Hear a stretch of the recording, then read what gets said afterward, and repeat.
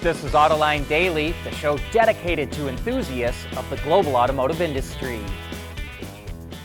The future is electric, but BMW CEO Oliver Zipse thinks automakers need to be careful going EV only. If an automaker only focuses on electric, Zipse says it could force them to become too reliant on a select few countries. He cites the disproportionate supply of raw materials for batteries coming out of China as an example. A lack of public EV charging and higher prices could also hinder certain customers from buying a new EV, and Zipse says there's still a market for internal combustion cars. And if you're not the one making an ICE car for that person, someone else will, he says. But offering more efficient engines is still a key for moving forward. And even though it just made a huge EV announcement, Honda too will focus on coming out with more fuel-efficient ICE vehicles. It plans to boost its volume of hybrids. The all-new CR-V hybrid is being introduced this year, followed by the Accord hybrid, and then later by the Civic hybrid. And with the Civic hybrid on its way, it should come as little surprise that Honda will stop making the Insight in June, since it's based on the Civic. Eventually, Honda expects the hybrid versions of the CR-V and Accord will make up 50% of those vehicle sales, and it's going to help the company reach its goal of 100% zero-emission vehicle sales in North America by 2040. As we reported last month, the price of nickel is surging this year, up 55% in the first quarter. The spike is partly due to increased demand from automakers, since it's a key material used to make EV batteries. While the price increase isn't good news for the industry, Volkswagen is actually profiting off of it. That's because it's hedging nickel and has a long position on the London Metal Exchange as a way to protect itself from volatile price swings. VW says its commodity hedging will add 3.5 billion euros, or $3.8 billion, to its first quarter earnings, and bring its total operating profit to 8.5 billion euros, or $9.2 billion. We want to know what drives your testing. OTA, connected car, diagnostics, remote testing. Intrepid Control Systems is here to help you work from anywhere. Intrepid Control Systems, driven by your data.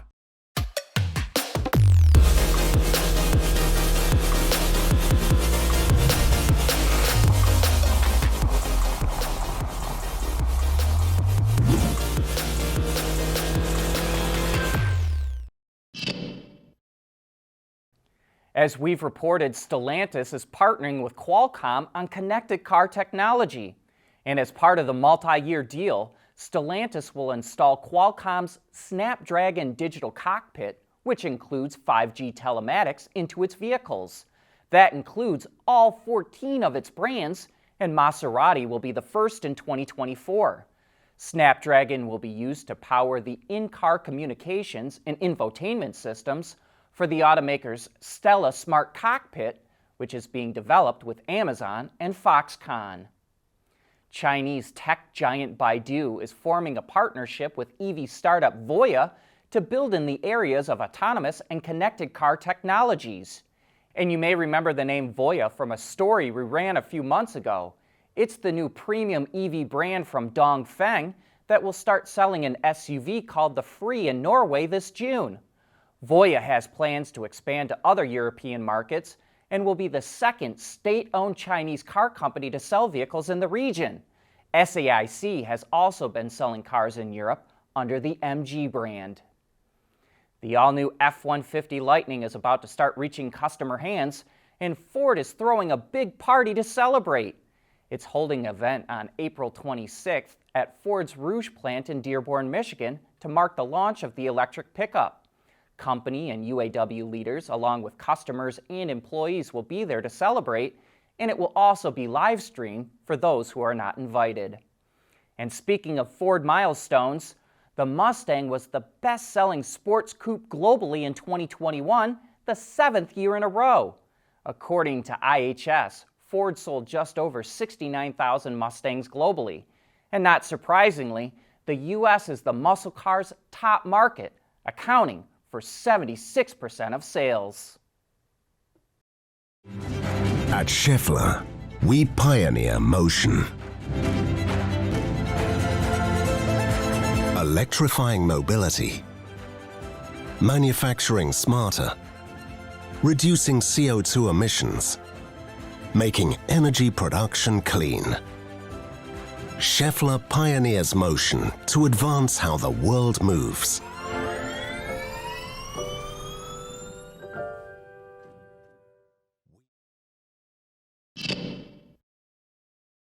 It might seem like it's taken a long time for the company that brought us the Prius, but Toyota will soon be putting a mainstream EV in dealer showrooms. Chad Kirschner from our partner EVPulse.com got to drive the new electric crossover, and despite its brutalist design, he says it's every bit what you'd expect from a Toyota. Toyota is now building its first mass-market electric vehicle. The bZ4X is the brand's new electric crossover designed to go after the likes of the Volkswagen ID4 and Ford Mustang Mach-E. Toyota offers the bZ4X in two different trims. There's a basic XLE model, then there's a limited model that's fully loaded. Both trims are available in front-wheel drive or all-wheel drive configurations. A front-drive XLE bZ4X has a range of 250 miles and a starting price around $43,000 with delivery. The same XLE fitted with all-wheel drive comes in just shy of 230 miles and bumps the base price up to $45,295. Upgrading to the limited trim gets you a 10-mile penalty on front-wheel drive variants. The limited model starts at $47,900. All-wheel drive configurations with the same top-of-the-line trim are rated for 220 miles and sticker for $50,000 to start. Acceleration is brisk in both front-wheel and all-wheel drive models. Toyota says that single-motor versions can get to 60 miles per hour from a standstill in 7.1 seconds. That number drops to 6.5 seconds when two motors are sharing the load. That's plenty of oomph to reach highway speeds quickly, overtake with ease, and shoot gaps in traffic. Ride and handling are fine for an everyday crossover.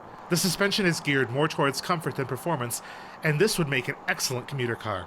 It's quiet at highway speeds, and outward visibility is decent.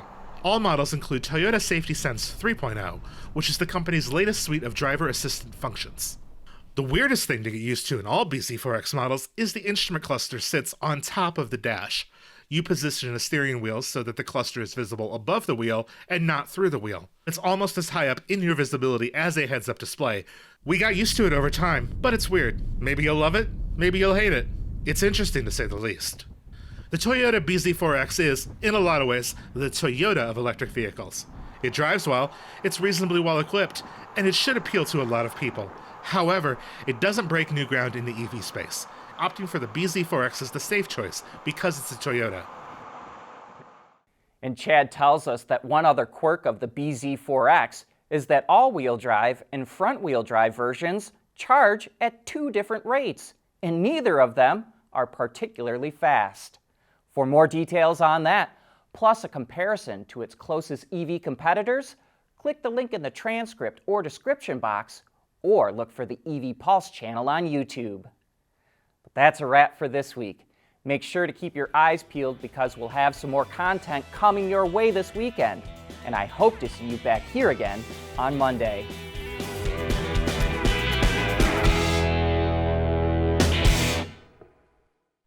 Autoline Daily is brought to you by Bridgestone, solutions for your journey. Intrepid Control Systems, over-the-air engineering, boost your game. And by Schaeffler, we pioneer motion. Wards is the industry leader for news, data, and analysis. That's why companies across the globe subscribe to our premium service, maybe even your own. Log in for subscriber access now. Check your company's intranet for details, and rely on wardsauto.com to keep you informed.